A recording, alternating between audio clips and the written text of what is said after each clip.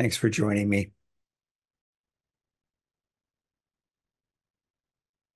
We had mentioned earlier before we started our sit about chop wood, carry water. And that set off a whole thing in my mind.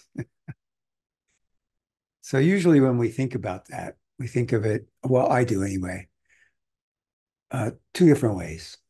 First way, the most common way I look at that is taking care of things, taking care of life, making sure I have a roof over my head, making sure I have food to eat, making sure things are taken care of.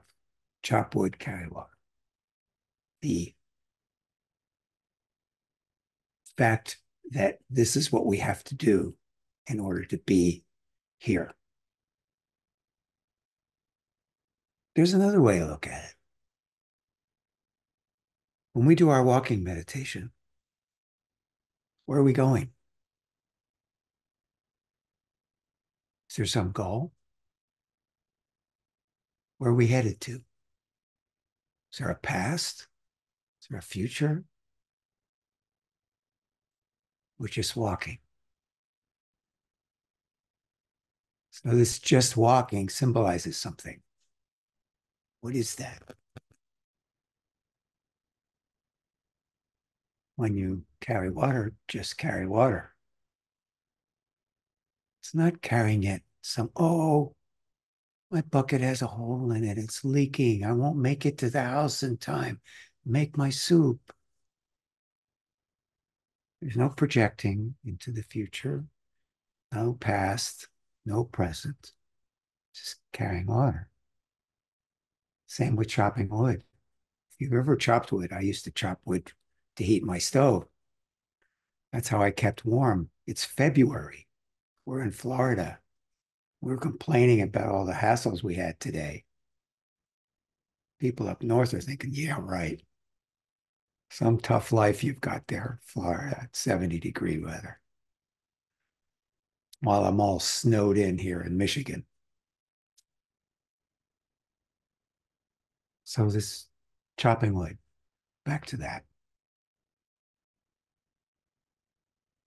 Such a wonderful feeling. It's like walking in the Zendo. It's just chopping. Every muscle, you feel everything. Feel the cold breath, satisfaction of carrying what you just chopped into the house and throwing it in the stove.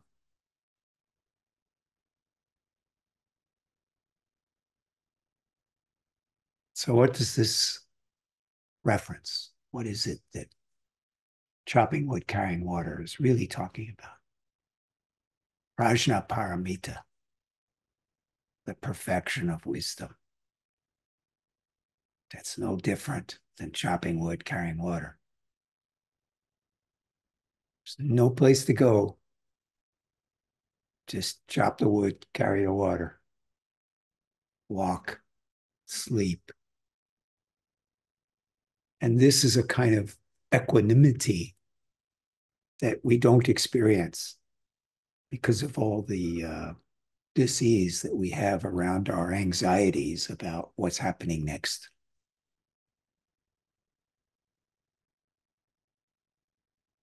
When you just walk, when you just carry water, when you just chop wood, what happens next takes care of itself. When you are approaching everything from the perfection of wisdom, there's no way you could touch that with your thinking mind. You can't get anywhere near it. It will not work. All your preparations for having a good practice by following all these precepts and doing all these things correctly isn't going to work. You have to let go of the fundamental problem. What is it? You have to come up against it. What is it?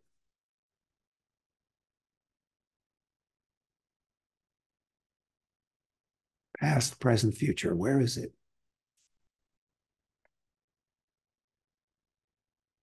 I'm not saying it doesn't exist. I'm not saying the sun doesn't shine. I'm not saying to ignore it. I'm chopping wood. I'm carrying water,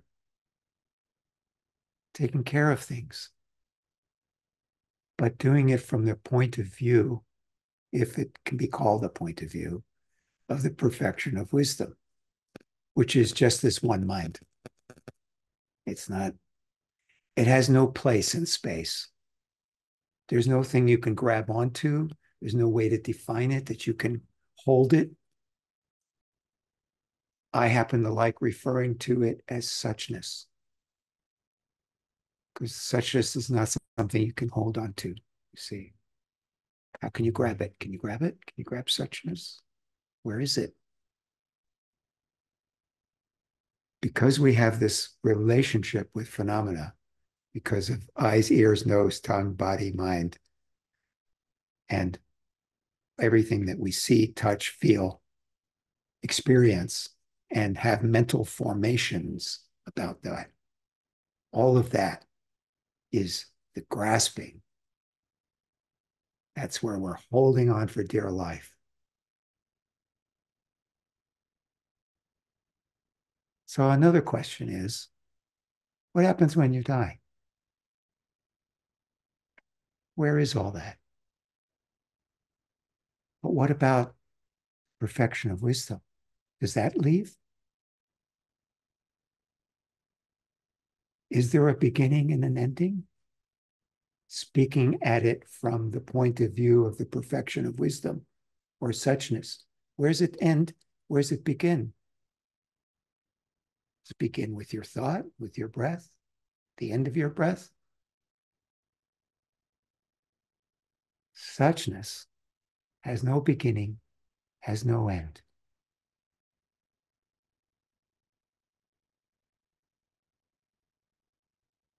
So the beauty about just walking around the Zendo is because we don't have any place to go. We're just walking. It gives us an opportunity to just kind of, it's an expedient means to just be present. Ah, suchness. See, it's it's letting go enough to be able to just enjoy the moment that you're in instead of worried about it too much. We were talking earlier about things going wrong today, right? And I actually, after I dropped these bowls and made this big crazy mess in the kitchen, cleaning it up was really actually kind of a good practice. It's really wonderful. It was just like walking around the Zinda because it was just walking. It was just cleaning. It was just mopping. It's just sweeping. You know, I had this work to do in the office. I had to get ready for get this website thing done, and I had all these other things in it. People had problems, and well, problems. They seem like problems. They seem like the end of the world, but of course they're not. And of course, being a good person, I want to help them and make sure that they're happy and do all that. In the meantime, I'm mopping the floor and cleaning up my mess. Okay. It was wonderful. I just had an opportunity to take a breath and let that sit there. The other thing I've discovered about letting things sit there that we're worried about or concerned about, sometimes they just resolve themselves. And all that worry and all that effort we put out to try to fix something, turns out we didn't have to. So, what about all that energy you just expended for no reason? And that's bringing up kids is great because that's about play. Kids are really good at play. And as we get older, we kind of forget about how to play. How to play is like walking in the Zendo, not going anywhere in particular. You see, play isn't going anywhere in particular. It's imagining things, yes, but they understand that it's play. They know it's play, but they're so into it. It's like, but the next minute it's gone and it's fine. It's something else. This, that, it just shifts and changes. The energy changes and something else.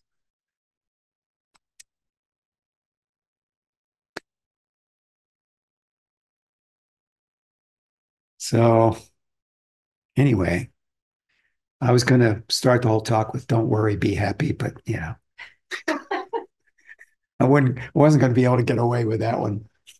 That would have kept it simple. Hey, don't worry, just be happy.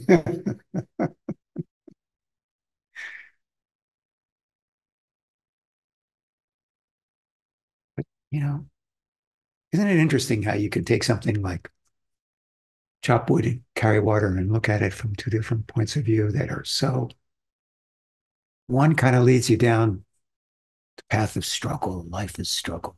You have to carry water, chop the wood. And the other is like, yeah, it's being present to the experience and letting the energy just flow and not trying to force it to be one way or another. Glad you could come by, both of you. Thank you.